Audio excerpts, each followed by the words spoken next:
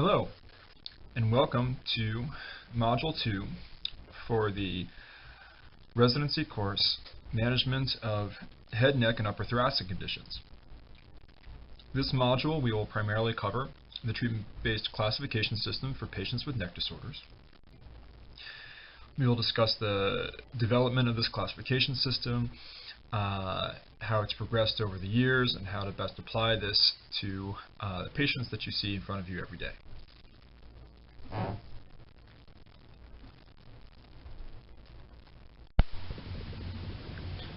So the pathoanatomic model. This is the model in which signs and symptoms are analyzed, some sort of pathology is determined, treatment corresponds to addressing said pathology, signs and symptoms disappear, patient gets better. However, as we know, this is not necessarily effective in spinal conditions. We often cannot determine a specific anatomical source of symptoms. Pathology seen on imaging is oftentimes not related to pain or disability levels. And in general, this model has led to a whole lot of unnecessary costs, particularly in terms of imaging and even surgery.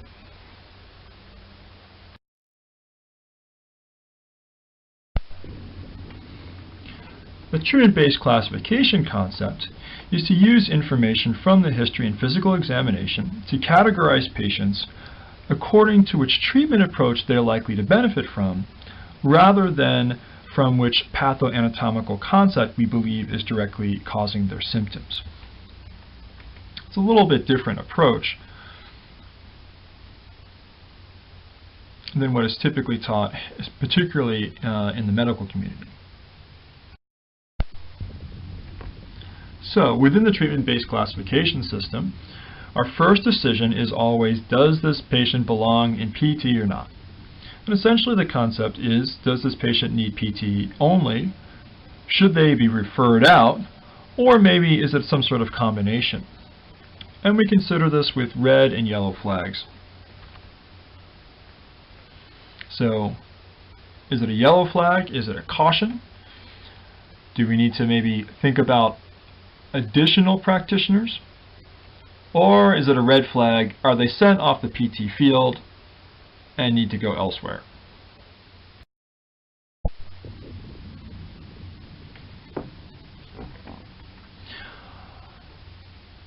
Red flags to consider in particular with cervical or neck pain pathologies are things like cervical myelopathy, cancer, upper cervical instability, vertebral artery issues, and maybe some sort of inflammatory or systemic disease.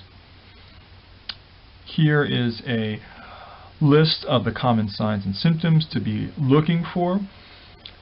And I will argue, again, these are not necessarily contraindications to physical therapy, but maybe indications that we need to refer these patients to an additional provider, particularly in terms of neoplastic conditions, cancer, or the inflammatory processes. Upper ligamentous instability should also be referred out, particularly if it's an acute onset, such as following trauma. Cervical myelopathy, I believe, can be treated by physical therapy, however, may also require additional management, particularly as the condition progresses, especially if you're seeing signs of bowel and bladder dysfunction, or if these signs are, as I said, particularly progressive. These may indicate that surgical management is required. Vertebral artery insufficiency is a very controversial topic, and we will discuss this later in the course.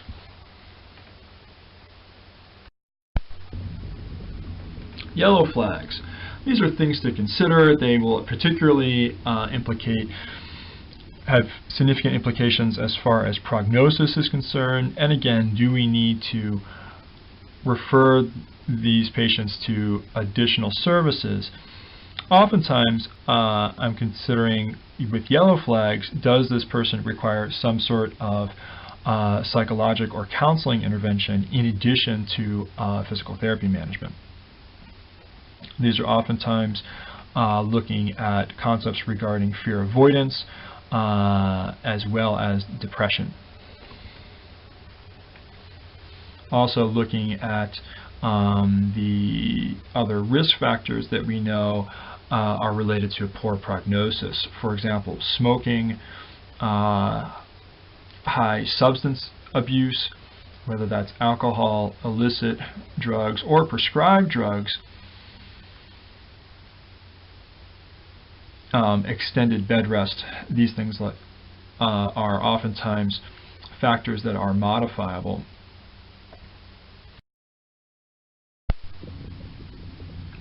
So after we've gone through this process and we figure out that they belong in physical therapy, now what do we do with them? There are several diagnostic processes out there. If we list these by the gurus, we have McKenzie, we have Sarman, we have Wong, Paris, Maitland, the osteopathic model. Some of you may be exposed to the ICD classification process. We have the treatment classification. How do we best decide which model to use and how do we apply this to our patient? This can lead us to tearing our hair out. So let's see what the evidence may suggest and what our experience suggests.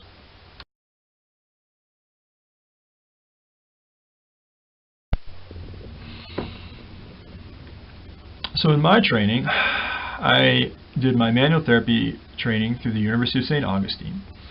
And so here's a classification described by Dr. Stanley Paris. General concepts is that he accepts that most spinal structures are innervated and therefore can be pain generators. He tries to identify a syndrome from the examinations of signs and symptoms. As a manual therapist, he certainly will manipulate joints to free restriction, manipulate muscles to lengthen tight tissues, instruct the patient in their responsibility to avoid injury and self-care. And his idea is to treat the cause of the pain, not the pain itself. I believe all of this is well and good, except for the last statement. As many of you have probably experienced, sometimes the pain itself is actually a problem, and treating the cause of pain can be rather difficult. And certainly, modern neuroscience would suggest that sometimes we in fact do need to address the pain itself, or at least the pain behaviors.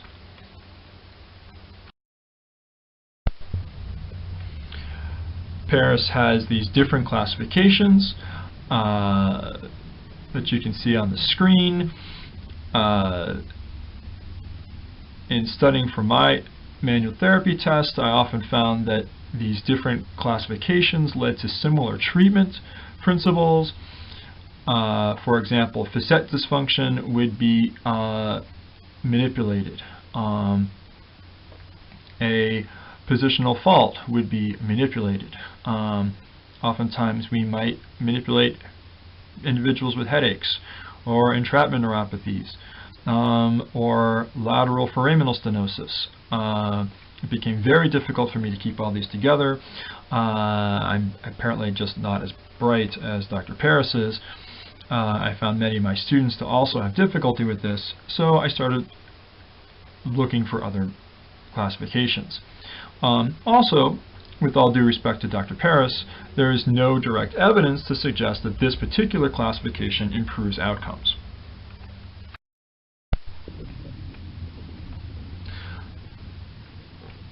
So, in looking at evidence, here is a trial by Wong et al. Published in 2003 looking at using a clinical decision-making algorithm to improve outcomes for patients with neck pain. This is a, quote, quasi-experimental, non-equivalent pre-test, post-test control group design. So there may be some issues. Essentially, there was a treatment group and a control group, which was essentially patients who were placed on a wait list. A single physical therapist with 24 years of experience and advanced manual therapy training provided treatment. So if we look at external validity, if you are a extensively trained manual therapist with 24 years of experience, this study may apply to you. For the rest of us, we may need to look else. This decision-making process may not be so applicable. Here is the treatment algorithm. You can see on this page there are a total of 14 patterns, and this actually doesn't include all the patterns. In general, they looked at 4 main classifications. That was neck pain only, headaches, referred arm and neck pain, and radicular arm and neck pain. Now again, here are 14 plus different patterns, and I'm not sure that all of us are going to be able to keep all of this straight. And again, oftentimes there's a large overlap between interventions that are applied to each different pattern. Here are the outcomes. So the treatment group generally did better as far as improved range of motion, decreased pain, and improved strength. However, again, this was a group that got treated versus a group that didn't get treated. So the good news is that something is better than nothing. So still, this is some evidence to suggest that classifying our patients improves outcomes, but it's not very strong.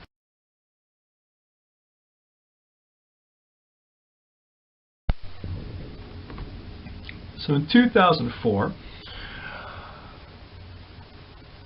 there was a proposal of a treatment-based classification, and this was developed incorporating the best evidence available at the time.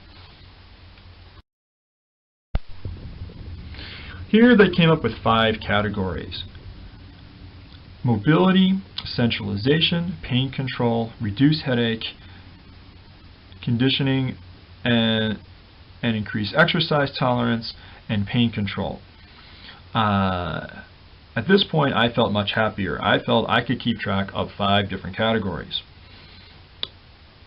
Explicit in this treatment-based classification is that the patient may start with one classification and move from another. The names of these classifications are related to what your primary intention of treatment is at the time. So the mobility classification, you're trying to improve mobility and range of motion. In centralization, you're trying to centralize and reduce someone's referred or radicular symptoms. Reduce headache, well, that's obvious. Let's make their headache better.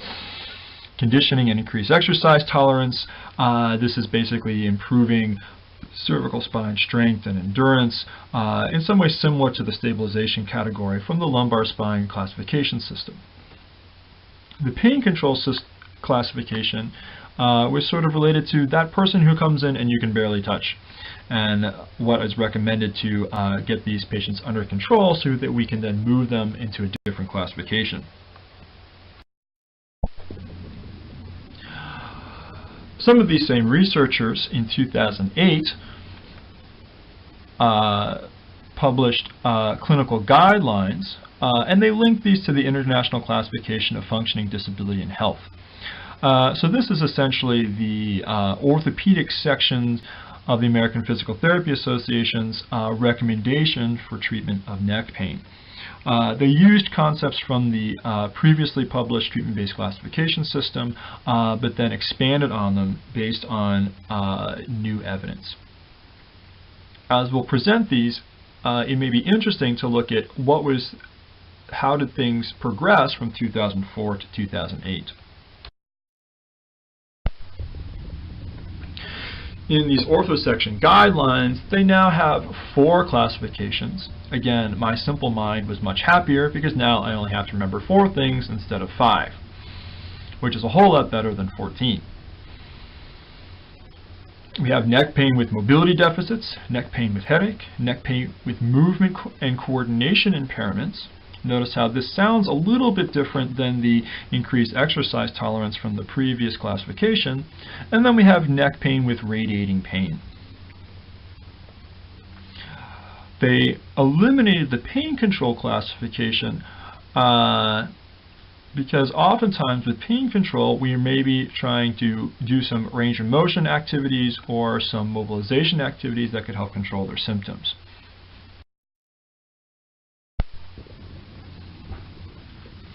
So if we look at the mobility classification from the originally described treatment-based classification system from 2004, we see there's examination findings. Generally, these patients might have increased onset. They might not have radicular symptoms radiating into the upper extremity. Generally, they'll show restricted range of motion. They lack mobility. No signs of nerve root compression or peripheralization. And then they may show segmental hypomobility or soft tissue restriction. Please note in the next few slides, the lettering in white is directly from the published treatment-based classification system, and the lettering that is in yellow is either from additional evidence that has been published since 2004 or based on my own clinical experience.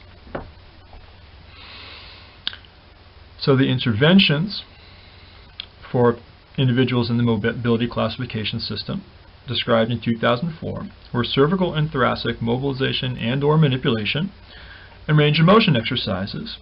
And then additionally, I believe we might want to consider soft tissue mobilization as well.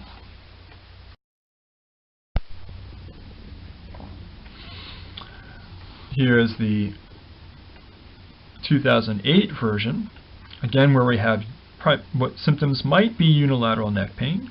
They present with limited motion. Symptom onset is often linked to a recent awkward or unguarded movement. This is that person who turned their head funny and all of a sudden their neck is locked up. And notice here a difference is that associated or referred upper extremity pain may actually be present. Impairments are limited range of motion. Neck pain reproduced with range of motion, particularly at end ranges.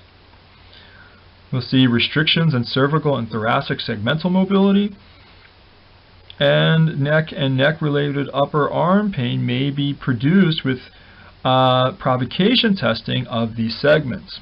In other words, for example, manual posterior anterior pressures may reproduce the patient's symptoms. Again, interventions would be mobilization manipulation procedures directed at the cervical spine and thoracic spine, stretching exercises, and then oftentimes we'll follow up with coordination strengthening and endurance exercises for these patients. So we see we now have a little bit wider intervention model proposed.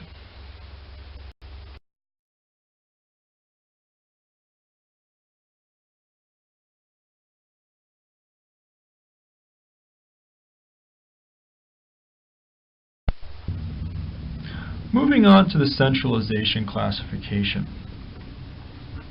Initially, this was considered the neck and arm pain or cervical radiculopathy classification, where we have examination findings that find radicular or referred symptoms in the arm, centralization or peripheralization with cervical active range of motion testing, sort of a la the McKenzie method.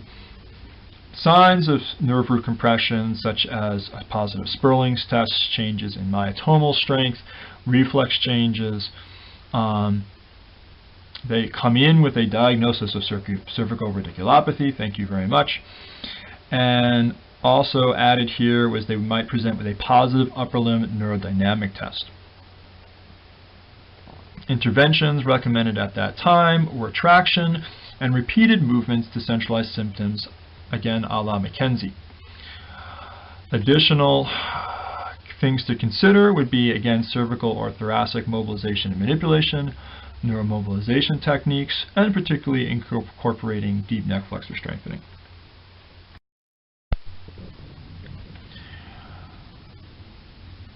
Again, directly from the 2008 guidelines, Their signs and symptoms might be neck pain with associated radiating pain, either that typical narrow band of lancinating pain or more diffuse symptoms.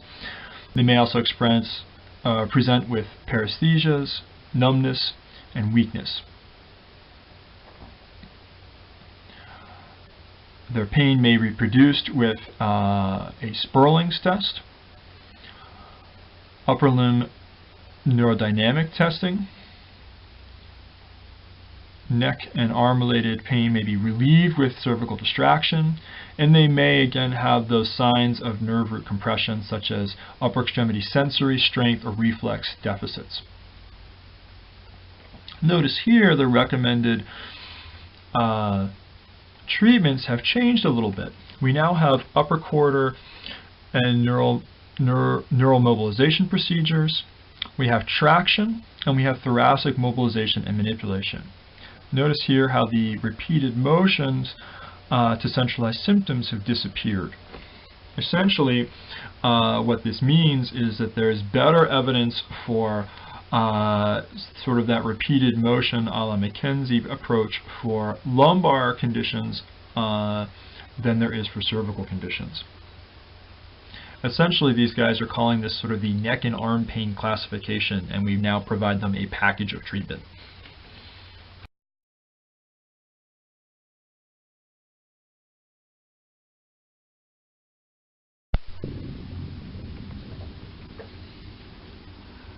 The old conditioning and increased exercise tolerance.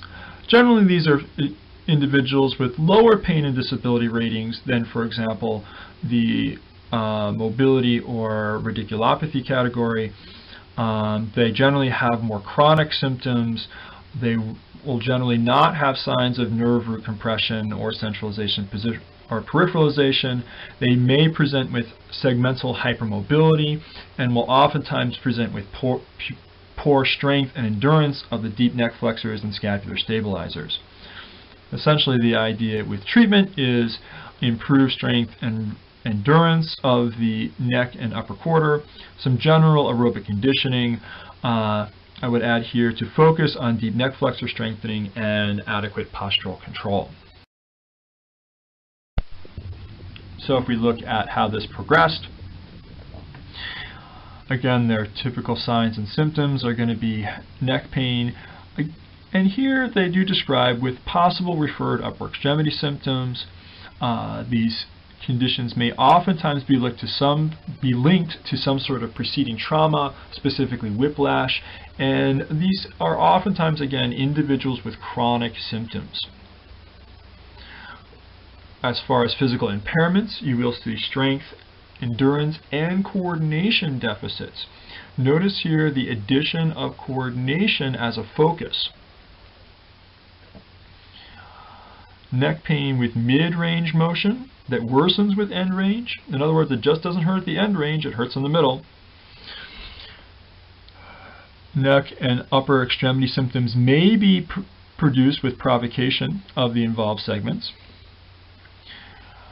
Cervical instability present, and here they note specifically that muscle spasming adjacent to the involved segments may prohibit accurate testing. We'll talk about this more in the examination process, but sometimes these patients are presenting with so much muscle guarding to protect a hypermobile segment. Recommended interventions for this group are coordination, strengthening, and endurance exercises, a lot of patient education and counseling, and they do discuss stretching exercises. But these would not be aggressive stretches. These would be stretching to address the compensatory tightness that has developed.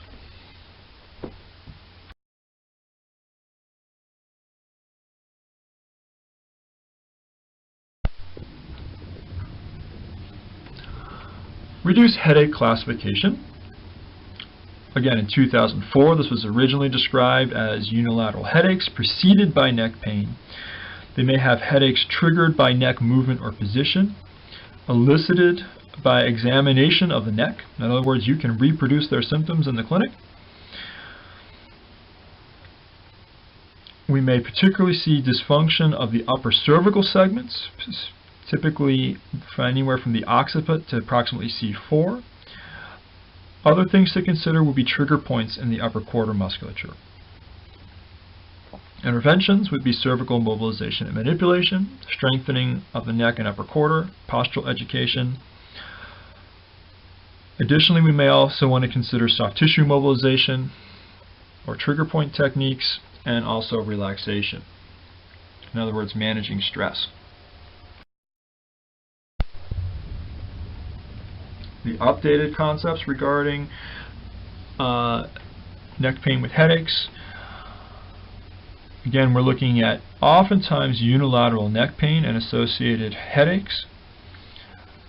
Oftentimes the headache is preceded by or aggravated by neck movements or sustained positions. We'll see both times that they've emphasized this concept of unilateral headaches. However, I will argue that the patient may have a bilateral unilateral problem. In other words, they could have headache on both sides and they basically have the same problem bilaterally. Their headache is oftentimes provoked by testing of the upper cervical segments. They oftentimes would present with limited cervical range of motion, specifically upper cervical restriction. We will be looking in the cervical examination process at the cervical flexion rotation test. And they will oftentimes concurrently demonstrate strength and endurance deficits, particularly of the deep stabilizing muscles of the neck. Again, interventions are cervical mobilization or manipulation, flexibility exercises, and then again the strengthening, coordination, and endurance exercises.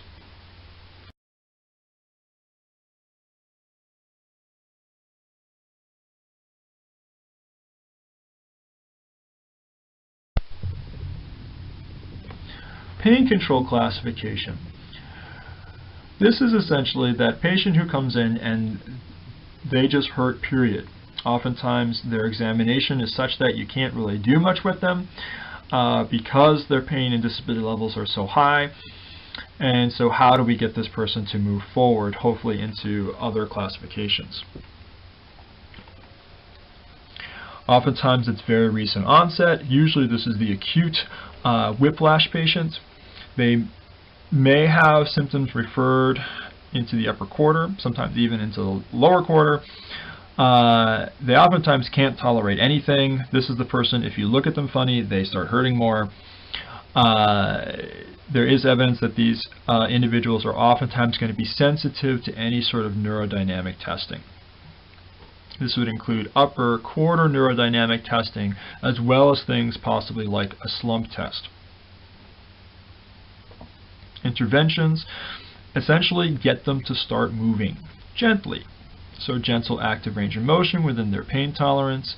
Move other stuff. Okay, so range of motion of adjacent regions. Physical modalities as needed. TENS, heat, ice. Activity modification to control their pain. Possibly I would recommend here contacting their physician regarding appropriate meds or other interventions. And again, there's been some emerging evidence looking particularly at education regarding pain mechanisms to decrease their fear so that they're more confident that they can move safely.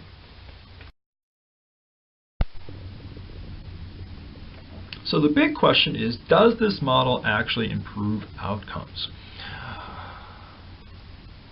So in 2007, Julie Fritz and Gerard Brennan presented a retrospective cohort study looking at 274 patients that were treated in the Intermountain Health System, which is a wide-ranging health system in Utah. Treatment was provided at the discretion of the physical therapist, and then the researchers retrospectively looked at patient charts, classified the patients as receiving appropriate interventions for the classification or inappropriate interventions, and then looked at were there difference between those groups of patients. Here is sort of the algorithm that they used with the 5 classifications: pain control, exercise and conditioning, mobility, headache, and centralization. Notice how this chart just looks a whole lot easier than that algorithm from the Wong study.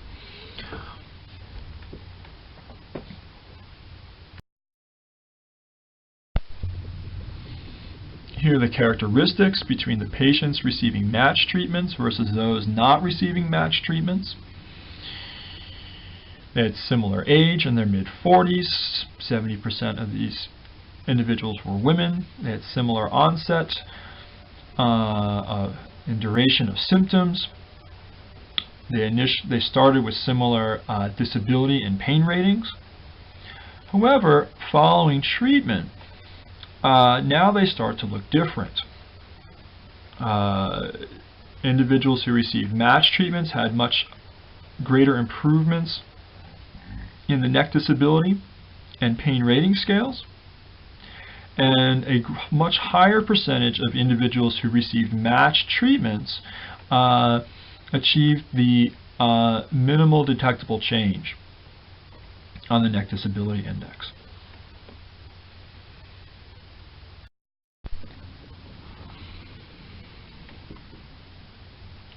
So we will be further reviewing these principles from the treatment-based classification as we go through the examination process during the live class.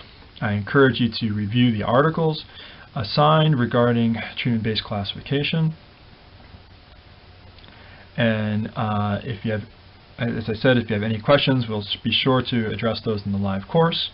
So here ends the recorded modules, and from here we'll be off and running in the live course. I thank you very much.